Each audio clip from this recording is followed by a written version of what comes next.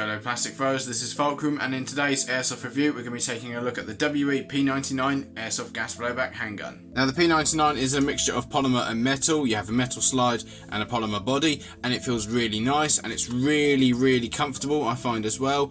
And unlike my 1911, I can actually reach the slide release and all of the other controls without having to use my offhand or turn the pistol in my grip. The 1911 is quite a big gun, and it doesn't help that I've got quite small hands as well. Now I'm not a Bond expert, so I don't know when he uses the P99, but it looks a damn sight better than that god awful ugly piece of crap PPK. I can't stand the look of that. I will say this is probably one of my favourite handguns. I do like the 1911, don't get me wrong, that's probably my favourite, but the P99 just looks so sensible and it's so neat and it's really nice. The weight of this pistol is 0.5 grams, which is a pound, and then of course if you put a magazine into the mix it goes up to 1.4 pounds, which is 0.7 kilograms.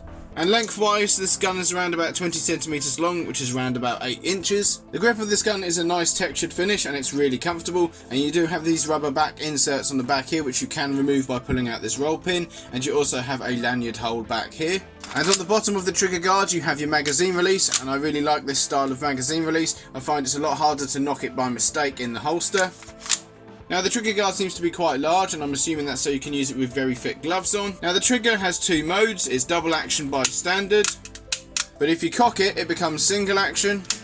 On the back of the slide here you have a cocking indicator, and on the top of the slide here you actually have a decocking button, so you push that in and it will decock it without it firing. The iron sights on this gun are front post and rear notch, and I find that they're really nice, although I tend to point shoot with handguns. Honestly, I rarely ever use handgun sights. By the time I'm drawing a handgun, it's too close for sights anyway. And it's just, you know, fire as many rounds down range as possible till the problem goes away. The slide release is located on the left hand side of the gun, and unlike my 1911, I can actually reach it without having to use my offhand to hit it or having to turn the pistol in my right hand like so, whereas with the 1911 they might as well put it on the bloody front of the gun. Now on the front end here you have a thread to screw in a suppressor adapter. I don't like this style of suppressor adapter. I find that they're very weak, and I broke one and then I tried to 3D print another one and it broke the second I screwed it into the gun. I don't like this method, but the only other way would be to have the 14mm threads sticking out like so, which I think would absolutely ruin the look of it. And annoyingly on the bottom there is no weaver rail as well. That could have been bonus points, because then if you wanted to put a suppressor on which mounted onto the weaver rail you could.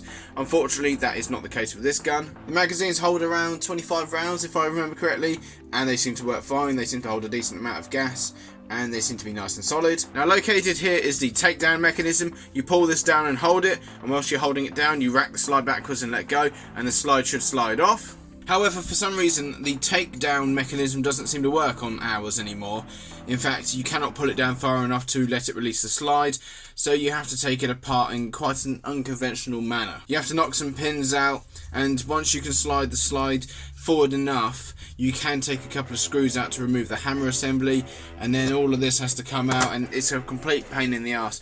I don't know why it's doing it. I'm wondering if perhaps it's worn out, but we haven't really been taking the slide off that many times, although I remember it being a bit of a pain, the takedown system. I think it was a bit bitey and a bit sticky sometimes, so I think maybe something's just given, or you know, something's just bent or whatever. However, if you do get the slide off, your hop unit is located there. It's your typical WE hop unit. It works. It's probably the best WE hop unit that we've encountered, although that's not saying much, but it's decently consistent and it can lift a 2.5, although it can sometimes still be a bit iffy, but it's not too bad on this pistol. Now for the chrono test we are going to be using Vorsk V6 gas, and for ammunition we have Spectre Arms .25s. Right, let's give this a go.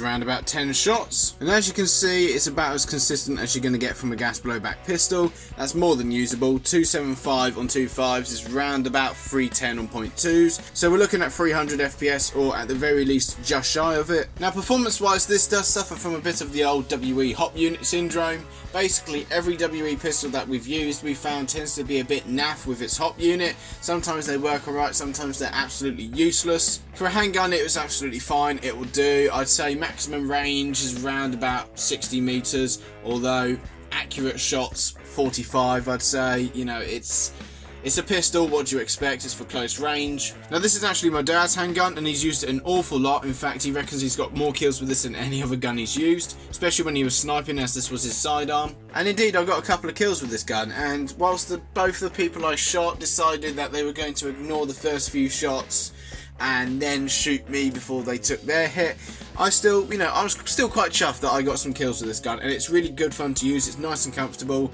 and I can't wait to use it again because the 1911 is still playing up and I've already got the holster set up, so I'm not going to faff around. The next game's only a couple of days away anyway, so it's not really worth mucking around with the 1911.